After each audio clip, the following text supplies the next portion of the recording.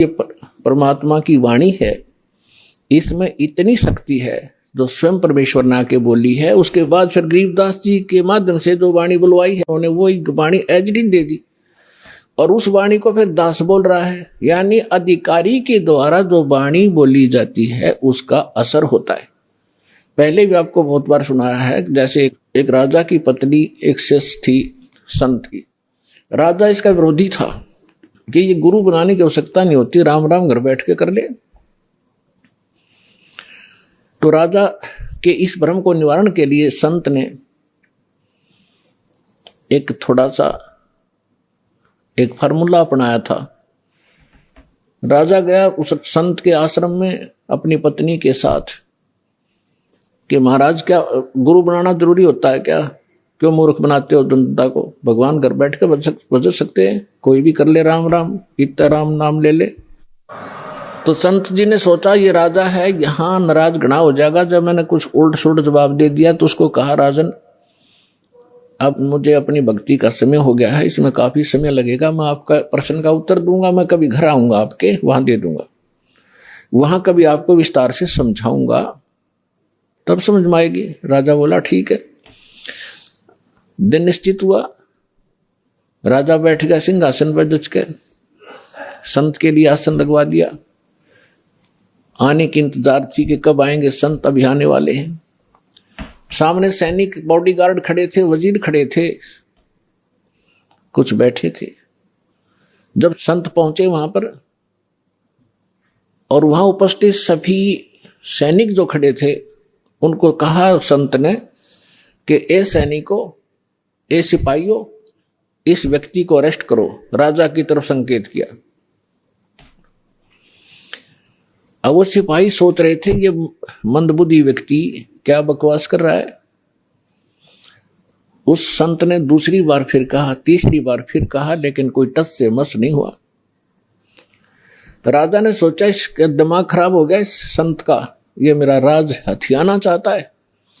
राजा ने कहा कि इसको अरेस्ट करो, सैनिकों को। यही शब्द उसने बोले, यही वो संत बोल रहा था। राजा के कहते ही उस संत को 4-5 सिपाहियों ने आके जकड़ दिया। अगले आदेश की इंतजार थी, अब इसका करें क्या।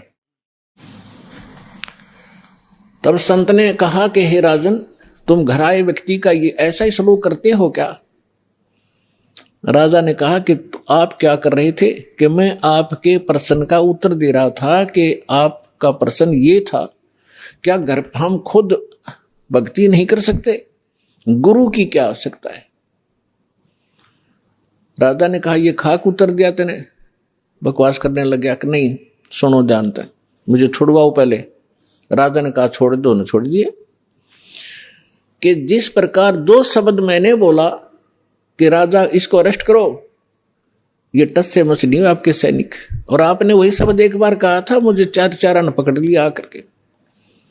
तो आपके वचन में शक्ति है, आपके बोलते ही ये क्रियावान हो गए, और वो शक्ति जो आप वाली है वो राजनीति वाली मेरे पास नहीं है।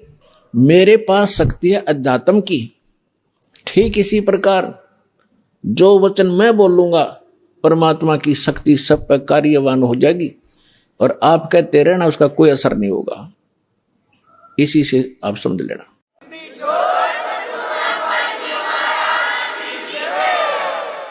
तो इसी प्रकार ये दास उस परमात्मा का कृपा पात्र है, उसी की कृपा से ये सच्चा ज्ञान आप तक पहुंच पा रहा है।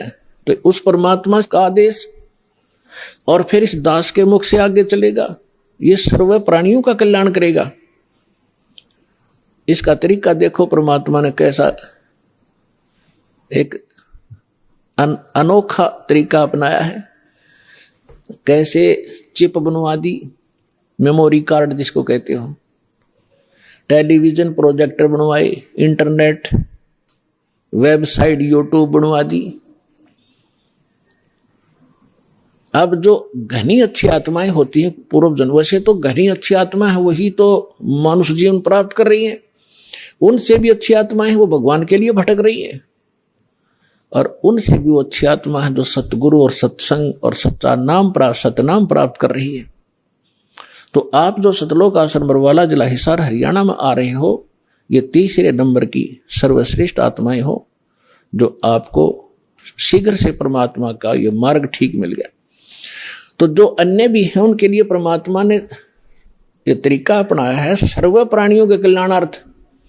ये वाणी जो दास बोल रहा है रिकॉर्ड हो रही है, मेमोरी कार्ड बन रहे हैं, टीवी पर चल रहे हैं, आप घर पर चलाते हो, पशु पक्षी भी होते हैं, चींटियां भी होती हैं, मच्छर माखी भी होती हैं, उन सब के ऊपर ये वाणी अपना प्रभाव करेगी। काल ने जैसा जुल्म किया था उतना ही उससे भी अधिक रहम अब परमात्मा ने अपनी आत्माओं पर किया है। चींटी से लेकर हाथी तक, रंग से लेकर राजा तक, ये सारे कबीर परमात्मा की बच्चे आत्माएं हैं। इस काल ने हमारा हुलिया बिगाड़ दिया, हमारी दुर्गति कर दी, कुत्ते गधे सूर बनाकर हमें क्या डंगा खिला रहा है, और हम क्या खाते थे सतलोक में, कैसे रहते थे, कैसा सुख था वहां पर। अब आप तो भूल भाल गए, हम सब भूल भाल गए, भगवान ना के फिर जगाए, यथार्थ ज्ञान को बताया। उससे पहले काल ने परमात्मा और सतलोक का नाम लेकर, कबीर जी का नाम लेकर के, और फिर और दूना ज्ञान फैलवा दिया। तो ये सभी उस परमेश्वर की आत्माएं हैं, उनके लिए परमात्मा ने ये समय फिक्स कर दिया था कि चौथा युग जब कलयुग आई तब हम अपना अंश पठाई। काल फंद छूटे नरलोई, सकल सृष्टि परवानी खोई। घर घर देखो बोध विचारा, सत नाम सब ठोर उचारा। कलयुग बीते 5500 पाचा, जब ये वचन मेरा होगा साचा। कलयुग बीत जावे जब एता। परमात्मा ने कहा है कि सर्व प्राणी, सकल सभी प्राणी परम पुरुष पद चेता।